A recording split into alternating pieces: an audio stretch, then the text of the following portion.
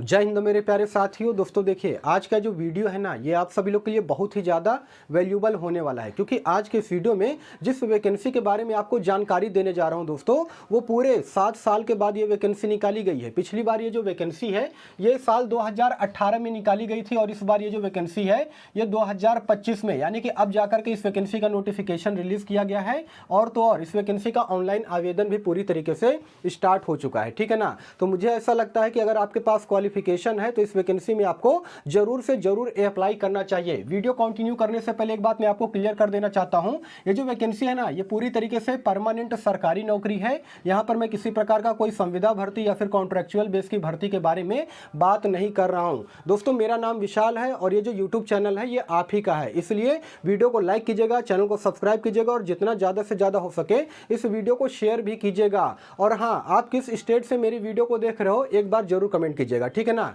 आइए बिना समय गवाए वीडियो को कंटिन्यू करते हैं। सबसे पहले इस वैकेंसी की खासियत बताऊंगा और उसके बाद बताऊंगा कि किस विभाग में ये भर्ती जो है निकाली गई है।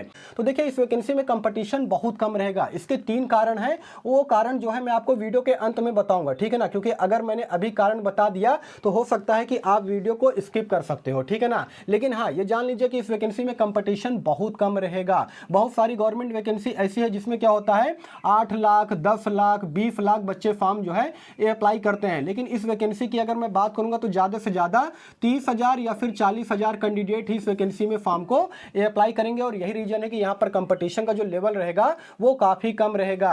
तीसरे नंबर की अगर मैं बात करूंगा तो इस वैकेंसी में ऑल इंडिया के मेल और फीमेल दोनों के दोनों अप्लाई कर सकते हैं। आवेदन भी पूरी तरीके से स्टार्ट हो चुका है। इस वैकेंसी को लेकर के मैं आपको नोटिफिकेशन भी दिखाऊंगा, साथ ही साथ अप्लाई लिंक भी प्रोवाइड करूंगा, ठीक है ना, जिससे कि क्या होगा कि आप अपने मोबाइल के द्वारा ही इस वैकेंसी में ऑनलाइन आवेदन कर सकते हो। इधर उधर भटकने की कोई भी जरूरत नहीं है। चौथे नंबर की अगर मैं बात करूंगा दोस्तों, तो इस वैकेंसी में मान लीजिए आपका सिलेक्शन किसी भी पोस्ट पर होता है ना, तो आपको सैलरी बहुत जबरदस्त दी जाएगी। मतलब कि जो इन हैंड सैलरी आपको दिया जाएगा वो तकरीबन 30,000 रुपए दिया जाएगा। साथ ही अदर अलाउंसेस भी आपको यहाँ पर मिलने वाला है, ठीक है ना। अगले नंबर की अगर मैं बात करूंगा तो सिंगल रिटन एग्जाम होगा। सिलेबस के बारे में अभी मैं आपको अच्छे से जानकारी दूंगा और अभी से इस वैकेंसी की तैयारी में आपको लग जाना है, ठीक है ना। सिलेक्शन प्रोसेस की अगर मैं बात करूंगा दोस्तों, तो 4 महीने के अंदर, जी हाँ दोस्तों, 4 महीने के अंदर अंदर जो है इस वैकेंसी के सिलेक्शन प्रोसेस को पूरी तरीके से कंप्लीट कर लिया जाएगा। इसलिए अभी से इस वैकेंसी की तैयारी में आपको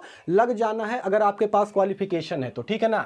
अब सवाल ये आता है कि सर ये बताइए किस विभाग में ये वैकेंसी निकाली गई है। तो दोस्तों विभाग की अगर मैं बात करूंगा तो ये जो वैकेंसी है ना, वो निकाली गई है रेलवे DFCCIL की तरफ से, जिसका फुल फॉर्म होता है और dedicated freight corridor corporation of India में इस वैकेंसी का नोटिफिकेशन जो है रिलीज कर दिया गया है। नंबर ऑफ टोटल पोस्ट की अगर मैं बात करूंगा दोस्तों, तो टोटल यहां पर 642 सीटें हैं, ठीक है ना। अब देखिए, काफी सारे कैंडिडेट ये सोचेंगे कि यहां पर नंबर ऑफ वैकेंसी कम है इसलिए मैं फॉर्म को अप्लाई नहीं करूंगा। मैंने आपको शुरुआत में क्या बताया था कि इस वैकेंसी में कंपटीशन बहुत कम रहेगा, क्योंकि यहां पर रीजन एक ये भी है क्योंकि यहां पर नंबर ऑफ वैकेंसी कम है। लेकिन ये मान के चलिए कि 642 सीटें निकाली गई हैं, तो 642 लोगों का तो सिलेक्शन होगा ना, उसमें से आप एक क्यों नहीं हो यार। अगर आप भी एक सरकारी नौकरी की तैयारी करते हो तो ये मत देखा कीजिए कि यहां पर नंबर ऑफ वैकेंसी कम है तो इसमें मेरा सिलेक्शन नहीं होगा। कॉन्फिडेंस लेवल अपना लूज मत कीजिए। अगर आपकी तैयारी अच्छी होगी तो इस 642 में से एक नंबर आपका जरूर होगा। तो यहां पर नंबर ऑफ वैकेंसी जो है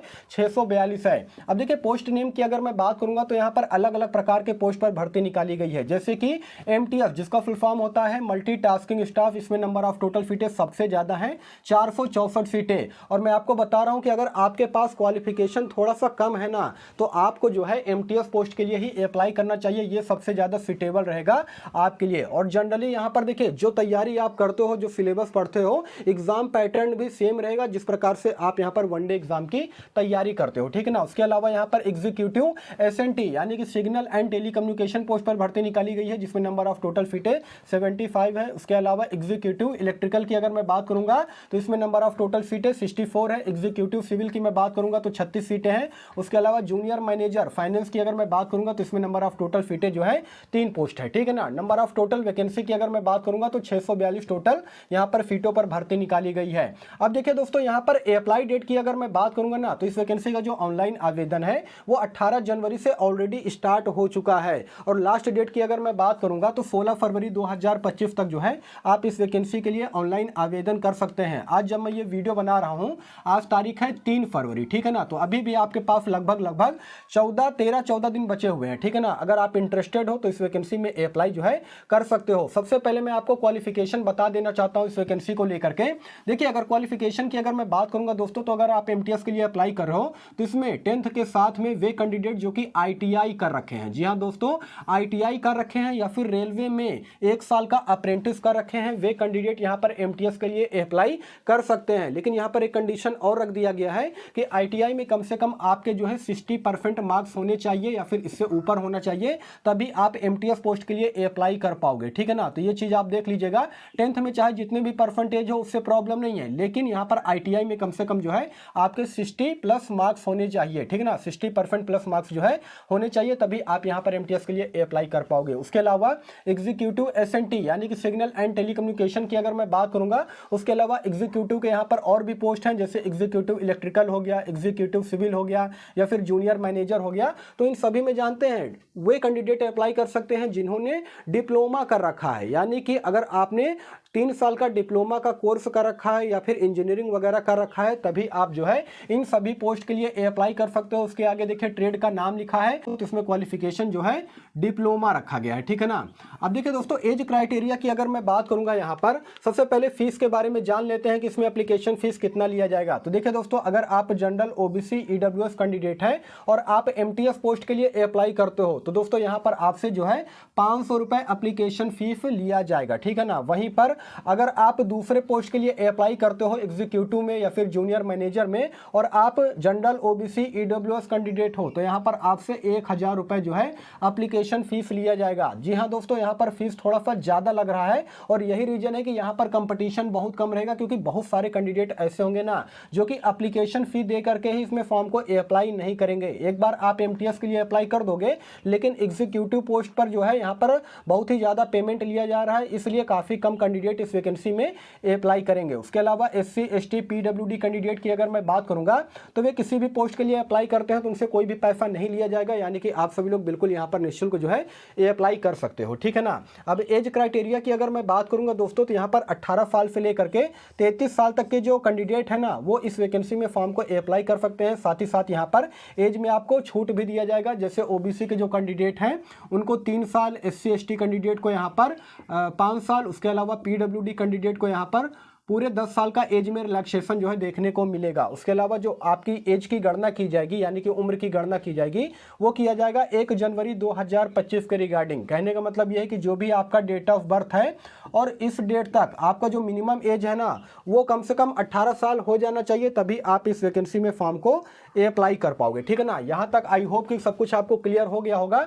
अब मैं आपको यहाँ पर बताऊंगा सिलेक्शन प्रोसेस जो है इस वैकेंसी का क्या रहेगा। तो सबसे पहले देखिए, इसमें आपका रिटन एग्जाम होगा सीबीटी टाइप, यानी कि कंप्यूटर बेस्ड टेस्ट होगा। सिलेबस के बारे में अभी मैं आपको जानकारी दे रहा हूं। उसके बाद क्या होगा कि अगर आप एमटीएस पोस्ट के लिए अप्लाई करते हो, तो आपका यहाँ पर फिजिकल भी लिया जाएगा। और देखिए, जो फिजिकल होगा ना, वो नॉर्मल होगा, ठीक है ना। फिजिकल के बारे में भी अभी मैं आपको जानकारी दूंगा। उसके अलावा अगर आप यहाँ पर अदर पोस्ट के लिए अप्लाई करते हो, जैसे एग्जीक्यूटिव हो गया या फिर जूनियर मैनेजर हो गया, तो इसमें आपका किसी प्रकार का कोई भी फिजिकल जो है नहीं होगा, ठीक है ना। उसके बाद डॉक्यूमेंट वेरिफिकेशन होगा, मेडिकल होगा। मेडिकल आपका बिल्कुल नॉर्मल होगा यहाँ पर, ठीक है ना, बिल्कुल नॉर्मल मेडिकल यहाँ पर होगा। और उसके बाद ट्रेनिंग होगा, फाइनल आपको ज्वाइनिंग दे दिया जाएगा। तो ये सिलेक्शन प्रोसेस होगा। अब मैं आपको यहाँ पर बता देना चाहता हूँ कि कौन कौन से सब्जेक्ट से कितने क्वेश्चन आएंगे, मतलब कि सिलेबस क्या रहने वाला है। और देखिए, अगर आपके पास क्वालिफिकेशन है ना, भले ही आप एमटीएस के लिए अप्लाई कर रहे हो, तो तैयारी आपको अभी से शुरू करनी होगी। सिलेबस के बारे में मैं टोटल आपको जानकारी यहाँ पर दे रहा हूँ, ठीक है ना। देखिए दोस्तों, ये एमटीएस का सिलेबस मैं आपको यहाँ पर बता रहा हूँ। अगर आप एमटीएस के लिए अप्लाई कर रहे हो, तो सबसे पहले क्या है, मैथ से आपके जो है यहाँ पर 30 क्वेश्चन पूछे जाएंगे। उसके अलावा करंट अफेयर्स की अगर मैं बात करूंगा, तो करंट अफेयर्स से यहाँ पर 15 क्वेश्चन पूछा जाएगा। उसके अलावा रीजनिंग की अगर मैं बात करूंगा, तो रीजनिंग से भी यहाँ पर 30 क्वेश्चन पूछे जाएंगे।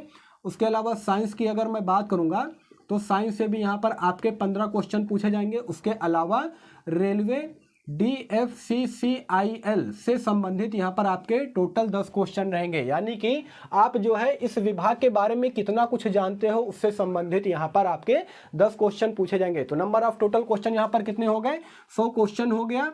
100 अंक का, यानी कि जो एक क्वेश्चन होगा वो 1 नंबर का होगा, जिसके लिए कि 120 मिनट यानी कि टोटल 2 घंटे का समय दिया जाएगा। और निगेटिव मार्किंग की अगर मैं बात करूंगा तो 1/4 यहाँ पर आपका निगेटिव मार्किंग रहने वाला है। बाकी आप अदर पोस्ट के लिए अप्लाई करते हो तो उसके लिए नोटिफिकेशन आपको देखना पड़ेगा, उसके लिए आपको सिलेबस देखना पड़ेगा नोटिफिकेशन में जाकर के, ठीक है ना। देखिए दोस्तों, इस वैकेंसी को लेकर के जो नोटिफिकेशन है, अप्लाई लिंक है, वो मैं डाल दूंगा अपने टेलीग्राम चैनल पर। टेलीग्राम चैनल का लिंक मैंने वीडियो के डिस्क्रिप्शन में ऑलरेडी डाल रखा है, तो वहां से जाकर के आप इस वैकेंसी का नोटिफिकेशन भी देख सकते हो, साथ ही साथ आप ऑनलाइन आवेदन भी कर सकते हो, ठीक है ना। तो यहां तक चीजें आपको समझ में आ गई होंगी। अब यहां पर मैं आपको बताने वाला हूं फिजिकल के बारे में, ठीक है ना, कि फिजिकल का जो प्रोसेस है वो क्या रहने वाला है। देखिए दोस्तों, अगर आप यहां पर एमटीएस पोस्ट के लिए अप्लाई करते हो तो केवल इसी में आपका जो है फिजिकल होगा, बाकी पोस्ट के लिए यहां पर किसी भी प्रकार का कोई भी फिजिकल आपका नहीं होने वाला है, ठीक है ना। तो यहां पर मैंने लिख रखा है एमटीएस पोस्ट के लिए। देखिए रनिंग की अगर मैं बात करूंगा ना, सबसे पहले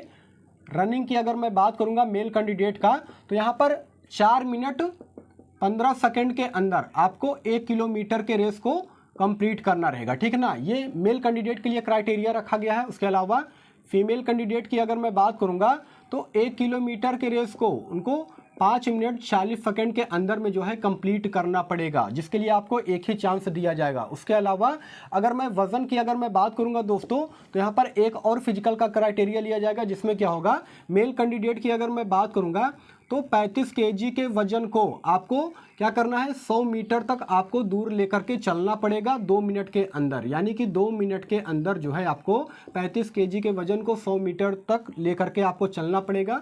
वहीं पर फीमेल कैंडिडेट की अगर मैं बात करूंगा तो 20 केजी के वजन को 100 मीटर तक आपको लेकर के चलना पड़ेगा, जिसके लिए आपको 2 मिनट का समय दिया जाएगा। यानी कि फीमेल कैंडिडेट की अगर मैं बात करूंगा तो उनके वजन में यहाँ पर थोड़ा सा कमी की जाएगी, ठीक है ना। वहीं पर मेल कैंडिडेट की अगर मैं बात करूंगा तो 35 केजी के वजन को 100 मीटर दूर तक आपको ले जाना पड़ेगा, जिसके लिए कि 2 मिनट का समय आपको दिया जाएगा, जिसके लिए आपको एक चांस दिया जाएगा, ठीक है ना। तो ये यहाँ पर फिजिकल का क्राइटेरिया मैंने आपको बता दिया है। देखिए जो मेन आपका मेरिट बनेगा ना, वो बनेगा आपका सिलेबस पर, यानी कि जो आपका मेन रिटन एग्जाम है उसको क्वालिफाई करना पड़ेगा। हालांकि फिजिकल की अगर मैं बात करूंगा तो इसको भी आपको क्वालिफाई करना पड़ेगा, तभी आपका फाइनल यहाँ पर सिलेक्शन होगा, ठीक है ना। तो दोस्तों रेलवे DFCCIL में इस वैकेंसी का नोटिफिकेशन रिलीज किया गया है। अगर आप इंटरेस्टेड हो, आपके पास क्वालिफिकेशन है, तो इस वैकेंसी में जरूर से जरूर अप्लाई कीजिएगा। बाकी दोस्तों इस वैकेंसी को लेकर के आपके मन में किसी प्रकार का कोई भी डाउट हो, कोई भी सवाल हो, तो कमेंट सेक्शन खुला है, आप लोग कमेंट कीजिएगा, मैं इसका रिप्लाई देने का भी पूरा कोशिश करूंगा।